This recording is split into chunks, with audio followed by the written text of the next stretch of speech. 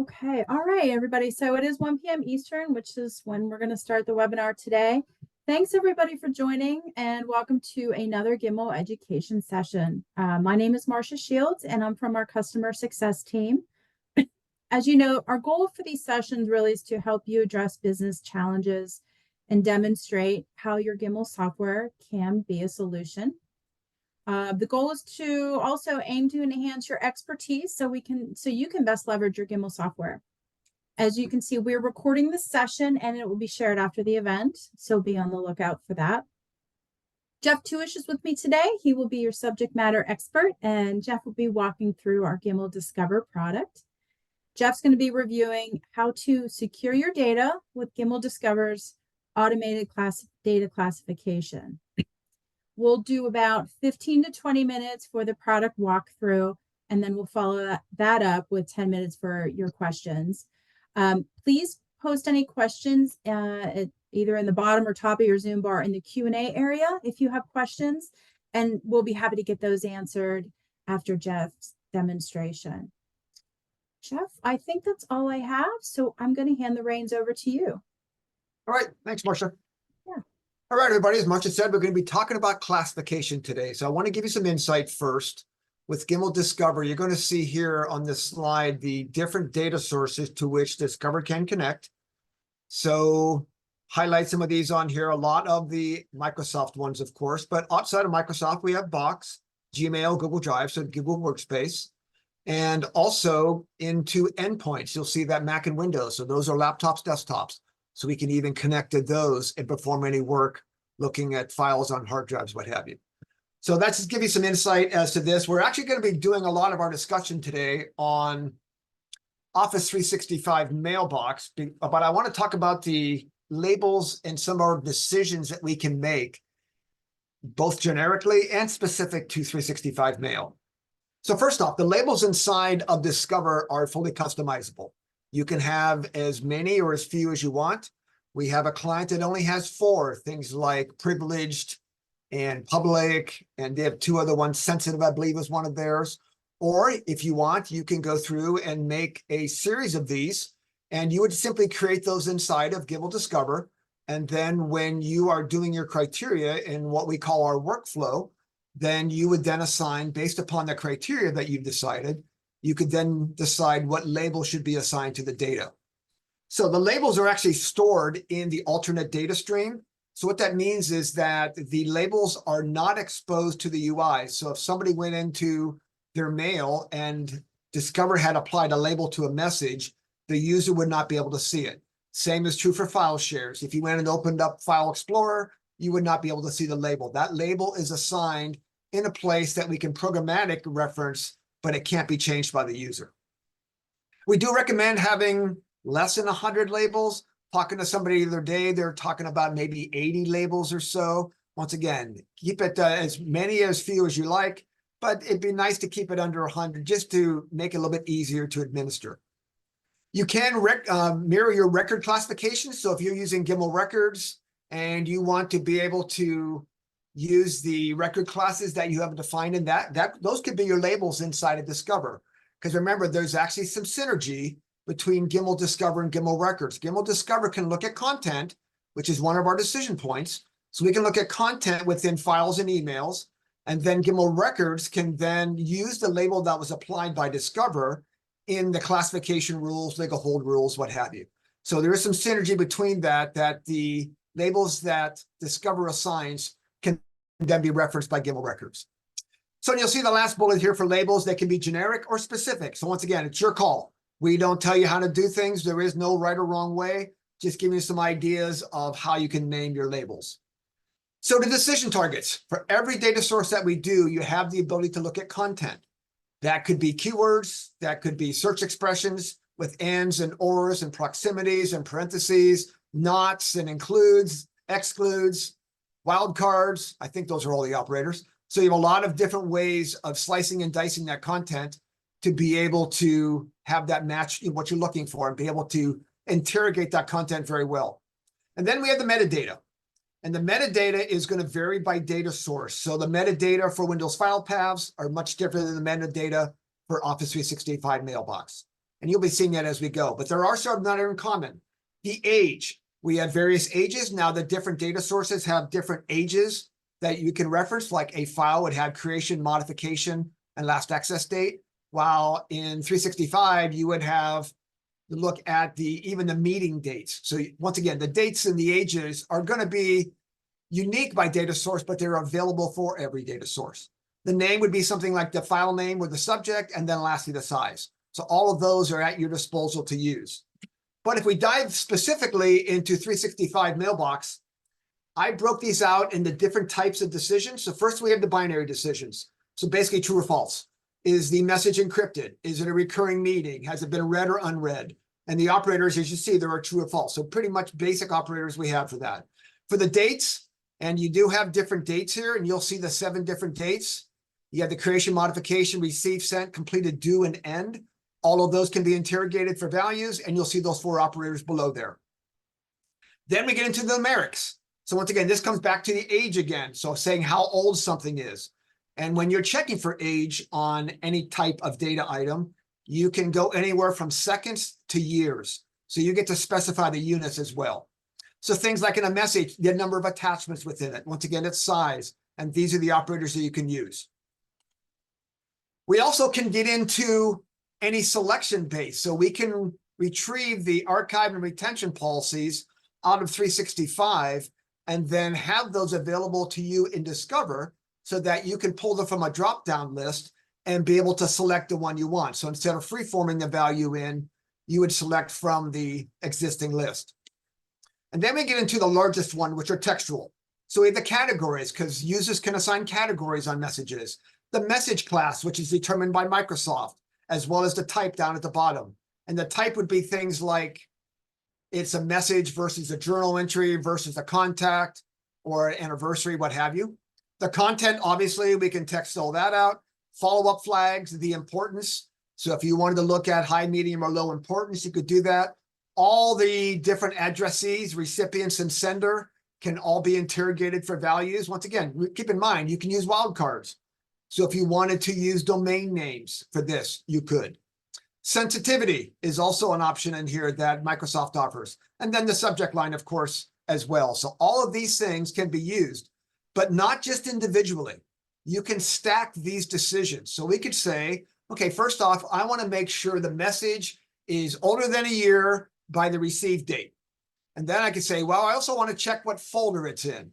And I also want to check what recipients are on it. I also want to look at another value, maybe the content. You can have multiple doors that you have to go through as decision points in that interrogation process to say that, yes, this is something I want to manage. So basically, in the workflow editor, you would see things going horizontal when you're doing OR statements. Does it contain this content? Well, if it doesn't have that, does it have this? And those will go laterally. And then you have the vertical ones, which are going to refine that. So yes, it does have this. Now I want to check something else because it could be one of 2 labels going down that path. And you can structure that as deep and as wide as you want. There's no limit to that either. And you're going to see the operators on this. Equals and not equal to, a lot of converse values. Greater, less than, contain, does not contain, begins, ends. Is empty, is not empty. And then we get into is like. This is where we get into, and I'm showing my age here, the old DOS commands with wildcards. If you want to use an asterisk, you can do that with this. And then lastly, we have the regex pattern. For those of you who are not familiar with that, that stands for regular expressions, typically used to locate pattern-based data, like social security numbers or credit cards, anything that has a standard pattern to it. Regex is a very powerful mechanism to be able to leverage so you can go through and look for that kinds of data, because that sensitive data that Marcia talked about, a lot of that is going to be either content-based by keywords such as things that are privileged, proprietary, maybe it's a formula for a pharmaceutical company, whatever it might be, as well as things that are sensitive from a user standpoint that can directly identify a particular person. And you'll see down here at the bottom, we have a couple of roadmap features. First off is we're going to be allowing multiple items to be, multiple labels to be assigned to an item. So something could be a contract as well as containing PII, for instance. So we're going to allow you to put multiple labels on every different data item that we offer. And then lastly, we're going to integrate with M365. So we're going to be able to, most likely in SharePoint, to be able to set the SharePoint label. You might already have some of those set. So we'll be able to interrogate and set the SharePoint labels that are out there. So instead of us assigning our proprietary label inside of the alternate data stream, we can now give you the choice of doing that or doing the SharePoint label. Okay, now we already said you have questions, please do that. I'm going to spend the rest of this time into something, one of my favorite new things that I've discovered and I am obsessed with, I'll be honest, is Power BI.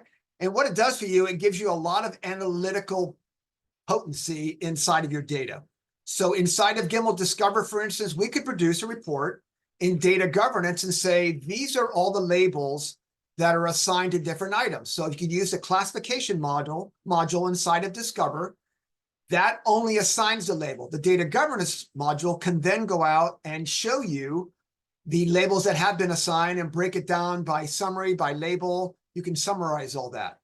But what you can also do is export that report or those reports out of Gimmal Discover into a CSV file and ingest them into Power BI to produce some very, very powerful reports. And I have an example for you here.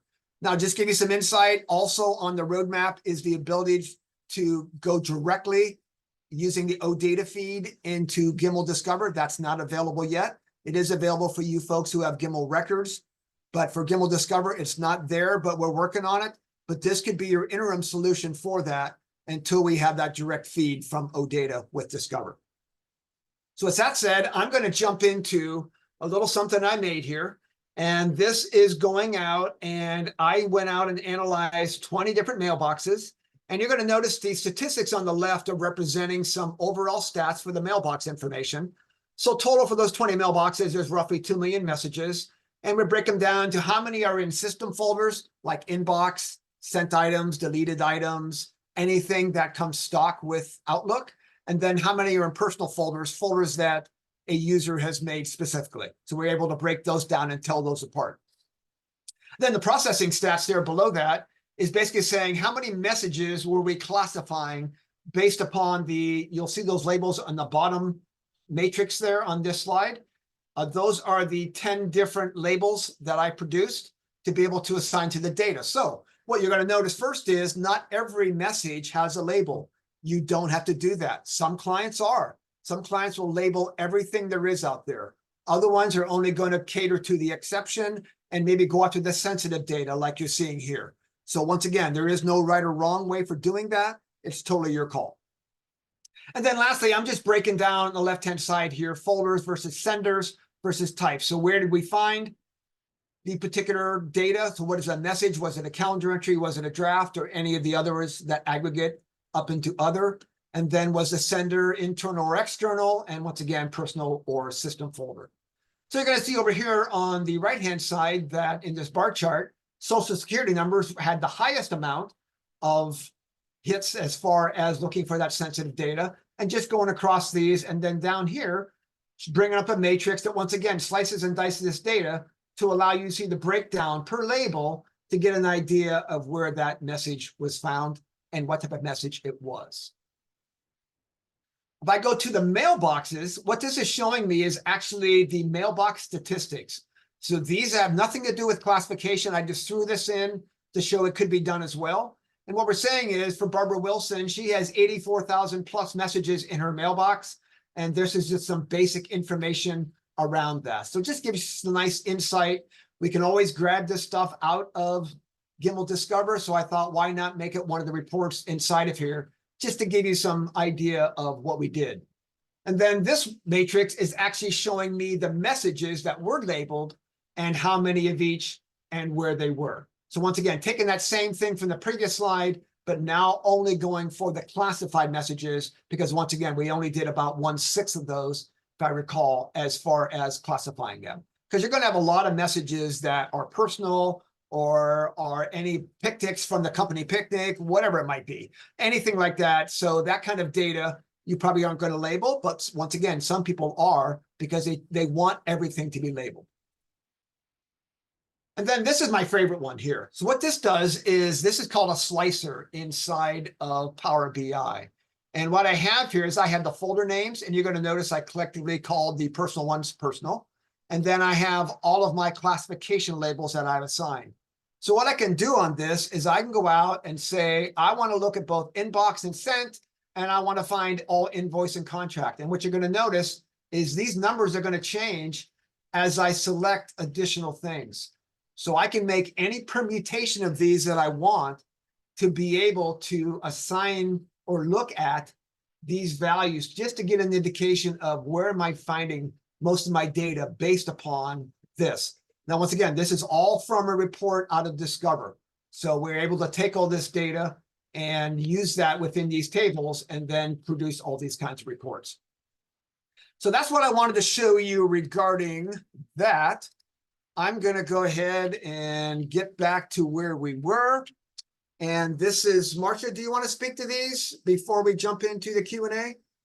Yeah, I mean, these are the upcoming education sessions for Q2. They're also registration on our Gimmal events site. I do have a few questions, but you can still all post questions in the Q&A area for Jeff today, but I'll start with a few that I do have, Jeff. Great. One is there a recommended methodology for classification? Oh boy, I could talk about this for a while. So yes, there is. So let's go through. I'm gonna change from email and I'm gonna go to file shares. So a lot of people have a lot of data out in file shares. They call it dark data, not quite sure what's there and what it is and where it is. So what I typically recommend is we go through the file shares, and the first thing we do with the ROT analysis, because ROT and sensitive data have a lot in common, because a lot of times ROT data does not include sensitive data. And the way we can determine if something's sensitive is by applying a classification label to it. So what I typically recommend is you go through, you find the sensitive data that you want to locate and label. And then once we have that, then we can do the rest of the ROT remediation. So you could do it that way, or you could go through and say, here's my ROT data that I want to get rid of. And now I'm going to check all of that data and see if any of it's sensitive. Either way, you get to the same result. I just recommend doing the classification prior to the ROT so that you are already excluding the classified data, because if something's been classified, you most likely want to retain it longer than you do for the normal ROT methodology. So once again, I could talk about this for a long time. If anybody wants to get into more detail, please feel free to reach out to me and I'd be happy to discuss. Okay. Thanks, Jeff. Second question is, can a classification label be updated? Yes, you can. Actually, there's an option inside of the policy that runs the workflow. So inside of Discover, both data governance and classification, we have workflows and we have policies. The workflows, as I call it, like to do the what and how, and the policies are the who and when. So the what and how would define what data do I want to look at, how am I interrogating it, and what do I want to do to it. In classification, it would be I want to classify it. And then the policy said whose data should be included, whose data including, once again, box, file shares, what have you. And then the when would be the schedule. So inside the policy, you have the option of saying, if a label already exists, I want to overwrite it. If you check that box, we will overwrite it. Because maybe what you did, you came up with some new label criteria and you want to go through your data and be able to reprocess it, then you could certainly do that. Okay, thanks, Jeff. Sure. Another one is, can multiple decisions be used to classify? Absolutely. And I would encourage that. Now, once again, if we're looking for things like PII data, social security numbers, maybe it's going to be a one and done. Once you find the social security number inside a file or message, you say, I have no doubt what it is. I'm going to label it as PII or social security, whatever you like. But for things that are maybe keyword based, maybe you want to do is find the superset of data first, and then you refine that going by maybe by the recipient of the email, for instance. It could be changing from a contract to something else. So you can definitely stack those vertically inside of your processing as well. And there's something else I want to bring up, but I'm sort of remiss in saying on the first question, Marcia, if I can go back to that. So One of the things we recommend in the classification is, keep in mind, we want to go through things only once. Unless your classification criteria or labels have changed, the whole point of this is to be one and done. So we want to go through your data once. So let's say, for instance, we have data older than 20 years old. Once we go through and label what needs to be labeled, we should never have to look at that again, because now the second run, we're going to say, now we're going to go things 15 to 20, and then 10 to 15, and 5 to 10. Once you get all that legacy data done and have it properly labeled, then you actually flip the script and say, now I only want to go ahead and look at the deltas, any additions or modifications. A file's been added, a file's been modified. Now I need to go look at it, and maybe there I might need to reclassify it. So don't think that classification process is going to need to be run every week on all data. That is not the way to do it. And then we have one more so far. Can a report be created that shows the labels for all of the files? Absolutely. In fact, this is going to go into another part of the methodology that I recommend. So using our data governance module, we can go out and produce a report by the labels that were assigned by classification. Once again, classification is going out and actually updating the file or the message. So what I recommend is to perfect your classification criteria, your keywords or your regex, whatever you have. No offense intended to anybody, but the first pass is probably not going to be perfect. So what I recommend is going through an iterative process and using our data governance module to perform a simulation saying, this is a label that would be assigned. And then once you feel very confident that I have perfected my criteria and my labels assigned, then we can move that over to the classification and actually add the labels there. So instead of updating the labels over and over again with different ones while you're perfecting your criteria, I recommend using the simulation and governance so that we're only applying the labels once, though you can reapply them if needed. Cool. All right, that's all the questions. Great info, Jeff. Thank you. Thank you so much. That's it, everybody. So thanks for attending today. We hope you enjoyed this. As a reminder, we will be emailing out the recording. Alternatively, please visit Gimmal's YouTube page where all of these education sessions are posted. So if you've missed past ones, feel free to go out to that page. They're out there for all the products. The next session is scheduled for Tuesday, April 9th at 1, and that's going to be on our Gimmal physical product.